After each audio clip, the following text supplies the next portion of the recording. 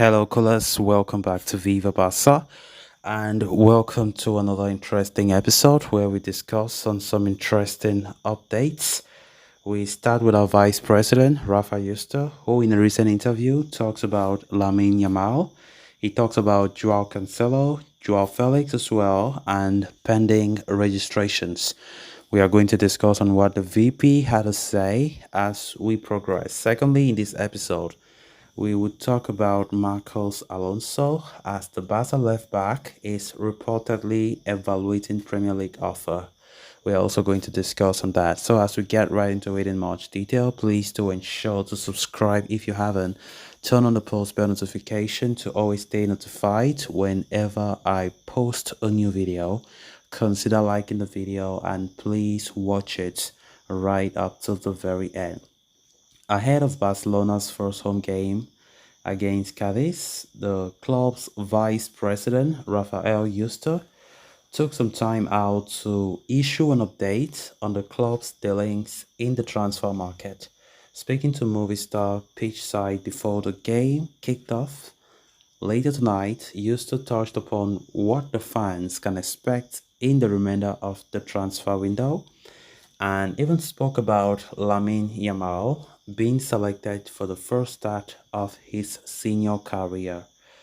So, on Joao Felix, he said, it is a matter of pride for the club that Joao Felix speaks in what way about Barcelona, but there are two operations that Xavi and Deco have to deal with first.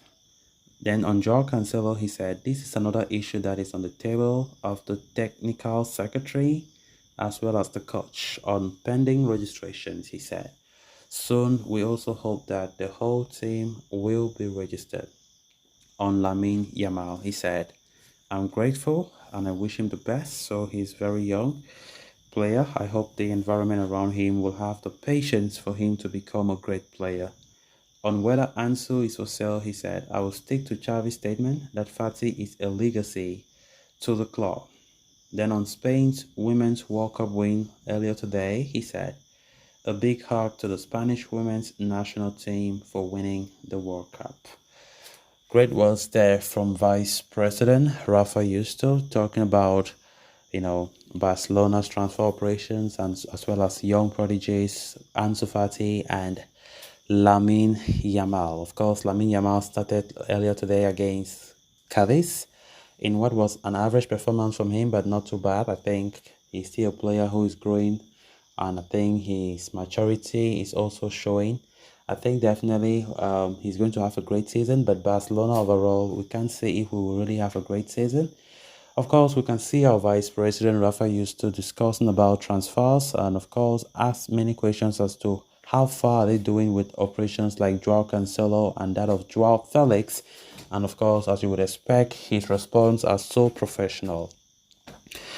Barcelona still has a long way to go for them to strengthen this team fully. And of course, we have been talking a lot about transfers of Joao Cancelo going through, maybe possibly, as talks between Barca and City are positive. Joao Felix have cooled down these days, but it doesn't mean Barca have given up yet on the player. And of course, Barcelona keep on showing interest as well. So let's see how the summer window goes. But from Rafa Eustace's words, we just have to keep calm and be optimistic. It is true that yes, the season have not begun so well for us. We have not been at our best, and truly speaking, our performance have not been good at all. And I'll not lie to you, it's been a shame that Barcelona have not been able to play the Barca style of play since Xavi came in as manager. We just keep managing to win games in such a scrappy fashion, I must admit, not the way that Barca should be winning games. And I think that it is something that Xavi has to work for. Because honestly, to be honest, this is not great. Seeing the team playing the way they have been playing. Like today, we won Cadiz 2-0. Not like we played well. Those two goals came from substitute. Ferran Torres and Ansu Fati came and changed the game. And one might see it and think that maybe Xavi will learn from his mistakes. But the lineup was so awful. Let's be honest, you can't be playing with 5 midfielders. You are not Pep Guardiola. You are not. Xavi still has a long way to go.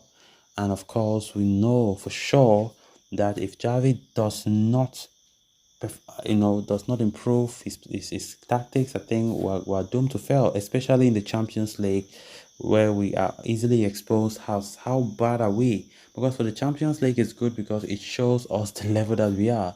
Domestically, I don't know if Javi style is good domestically, because we saw it last season that we're not good at all majority of the season, but domestically we won the league. We did well, but Europe we were exposed even right up to the Europa League. When playing against the other top teams, we were just exposed how our flaws are really been, like, honestly, it wasn't good. So as the vice president of Barca have been saying, things are going so well as planned, and the summer window still left, I think, 1 week something for it to come to a close. So we just have to, you know, we just have to keep waiting and seeing how things go. Because to be honest, I think if we can get Joao Cancelo, which looks as positive as it stands, then we get a new winger like, I think, Joao Felix. I think that should be good. I don't know if Barca will still be going for that attacking attacking midfielder that Javi has been insisting on. We saw today Javi putting up to five midfielders on the pitch for no good reason, and it was all disgrace because performance was like, was not like they were not good midfielders, but the thing is, it is not necessary to play up to five midfielders. It was the tactics was not good. Lewandowski was just idle, and everything was just looking subpar from Barca. Then on to the next story of discussion. As transfer window rumors continue to whirl and dance like leaves caught in a gust of wind, spectators brace themselves for the final few weeks of the showdown. Barcelona fans have seen the Catalan club undergo a mild overhaul this summer, with several signings taking place and a number of players escorted to the exit door.